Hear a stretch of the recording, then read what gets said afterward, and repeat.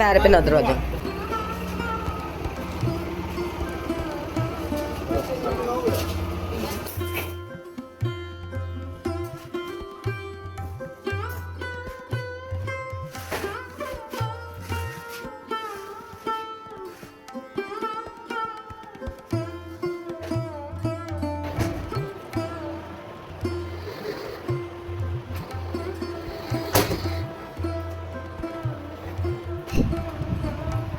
किन 2 लोगों के लिए? नमस्ते दोस्तों, और एक बार फिर से आप सभी का स्वागत है Goyal family food and vlog में। उम्मीद करती हूँ आप सभी अच्छे होंगे।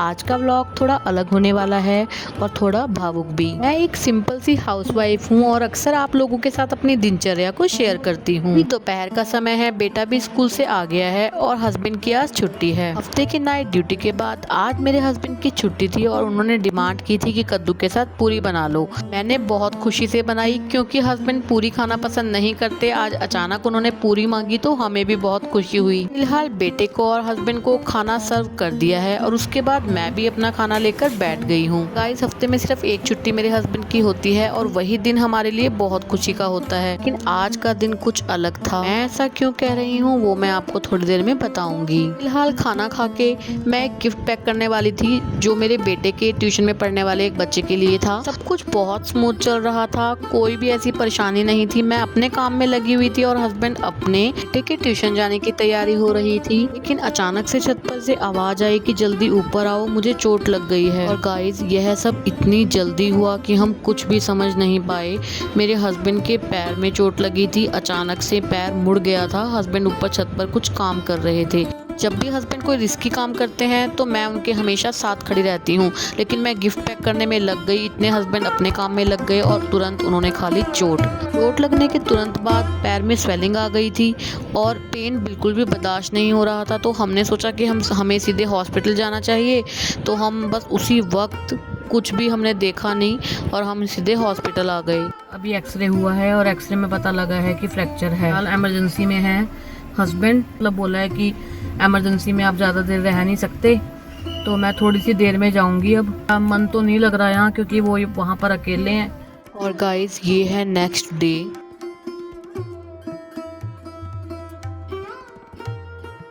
गाइस, डॉक्टर को सर्जरी करनी पड़ी क्योंकि पैर में प्रॉब्लम ज़्यादा थी और 1.5 से 2 महीने का हस्बैंड को बेड रेस्ट बोल दिया। चलिए, इस समय के आगे तो इंसान कुछ भी नहीं कर सकता। अब जो होना था वो तो हो गया, लेकिन मिडिल क्लास फैमिली के लिए इससे भी बड़ा दुख यह होता है गाइस कि घर में जब एक ही इंसान कमाने वाला हो और वही बेड पर 2 महीने के लिए पड़ जाए, तो ये दुख जो है ना, मतलब हमसे ज़्यादा कोई जान नहीं सकता। यानी एक मिडिल क्लास फैमिली से ज़्यादा ये दुख और कोई नहीं जान सकता। ये व्लॉग मैं आप लोगों के साथ सर्जरी होने के 2 दिन बाद शेयर कर रही हूँ और यकीन मानिए कि यह 3 से 4 दिन मेरे लिए बहुत ज़्यादा मुश्किल भरे रहे हैं।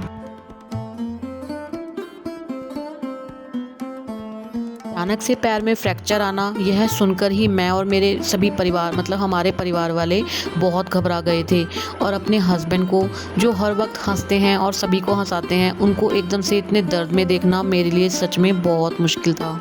एक पत्नी होने के नाते अपने जीवन साथी को तकलीफ़ में देखना किसी के लिए भी आसान नहीं होता और उस पल तो मुझे ऐसा लगा जैसे सब कुछ रुक सा गया हो। लेकिन मेरे हस्बैंड गाइस बहुत ही ज़्यादा ब्रेव हैं और उन्होंने ना खुद भी बहुत हिम्मत रखी और मैं भी उनके साथ डटकर पूरी तरह से खड़ी रही और मेरे हस्बैंड की हिम्मत और मुस्कान ही मेरी सबसे बड़ी ताकत है। आज पूरे 3 दिन हॉस्पिटल में रहने के बाद मुझे वापस घर आना था क्योंकि आज हस्बैंड को छुट्टी मिलने वाली थी। हॉस्पिटल की सभी फॉर्मेलिटीज़ कंप्लीट हो गई थी और अभी 1 घंटा छुट्टी में बचा था, तो और हमारा 2 व्हीलर और 4 व्हीलर दोनों ही हॉस्पिटल में थे।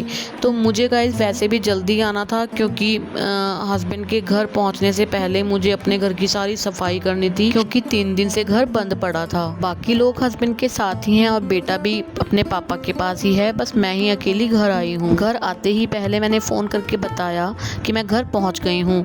अपने साथ ऐसा होने के बाद हस्बैंड बहुत डर गए थे और वो ये भी नहीं चाह रहे थे कि इतनी दूर से मैं अकेली एक्टिवा पर घर आऊँ। हस्बैंड तो बेड रेस्ट पे हैं 2 महीने के, और मैं भी कुछ ना करूँ तो कैसे होगा सब।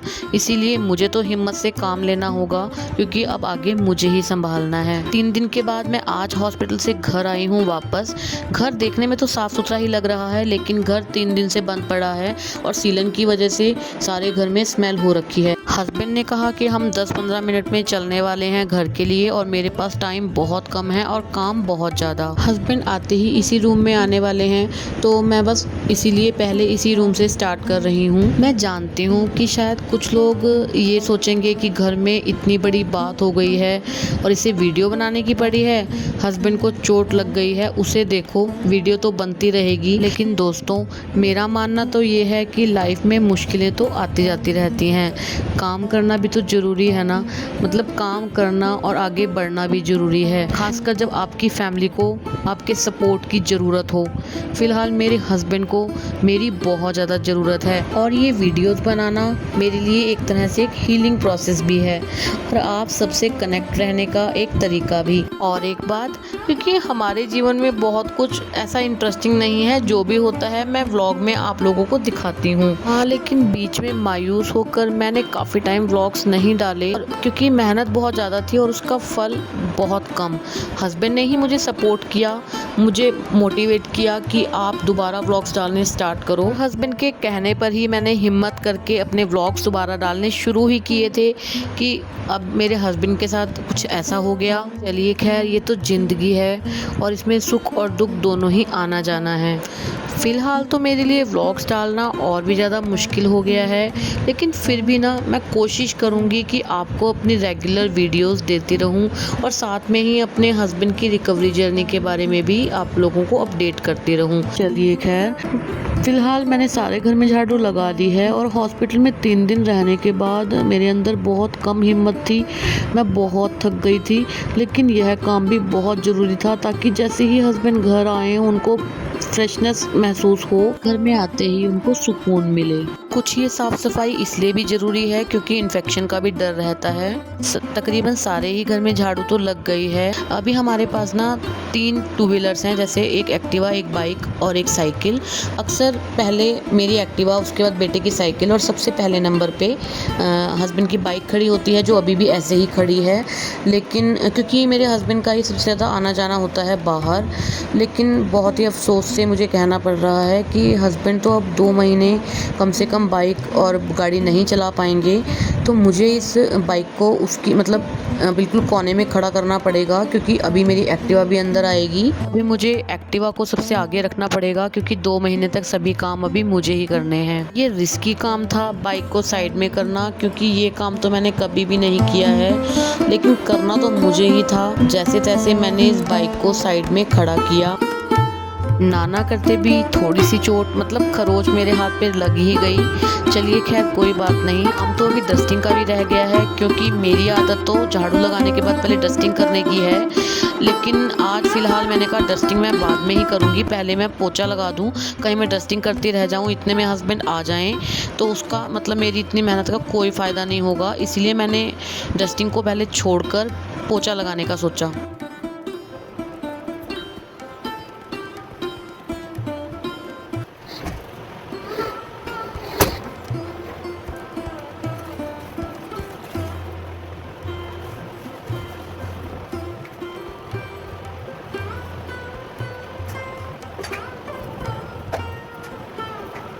अच्छा, वैसे तो मैं रोज़ अक्सर, अगर आपने मेरे व्लॉग्स में देखा भी होगा, तो मैं बरामदे में ना मतलब यहीं से ही पोछा धोकर लेकर जाती हूँ, और सभी गंदा पानी यहाँ बाहर, मैं गेट के बाहर मतलब सड़क पर फेंक देती हूँ।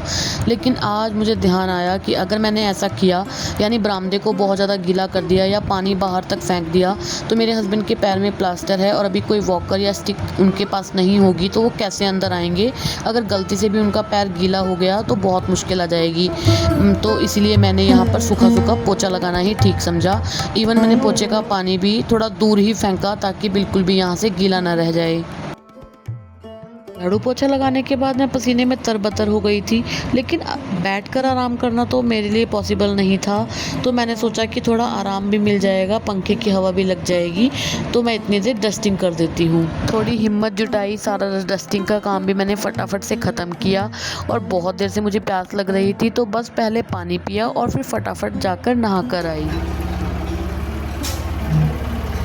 ऐसे कर लेते ना गाड़ी, ऐसे लंबी। जैसे ही नहाकर निकली हूँ, बस तुरंत हस्बैंड भी आ गए। हस्बैंड को घर वापस आता देख मुझे बहुत बड़ी राहत मिली है और आप देख सकते हैं कि उनके पैर में अभी भी प्लास्टर है और डॉक्टर ने बताया है कि इसे तकरीबन 1.5 महीने रखना ही होगा। यह हमारी इन मुश्किलों में मिली एक छोटी सी जीत है कि कम से कम चलो अब वो घर पर हैं। अब से मेरी जिम्मेदारी और बढ़ गई है, इनकी देखभाल करना, यह सुनिश्चित करना कि इन्हें पूरा आराम मिले और इनकी रिकवरी अच्छे से हो। गाइस, मैं तो अपनी जिम्मेदारी निभाऊंगी ही, बस आप लोगों से विनती है कि आप लोग दुआ कीजिए कि यह जल्दी से जल्दी रिकवर कर सकें, जल्दी से जल्दी ठीक हो जाएं। चलिए आज के लिए बस इतना ही। मैं जल्द ही मिलूंगी आपसे एक और नई वीडियो और अपनी नई दिनचर्या के साथ। अब तक के लिए goodbye and take care.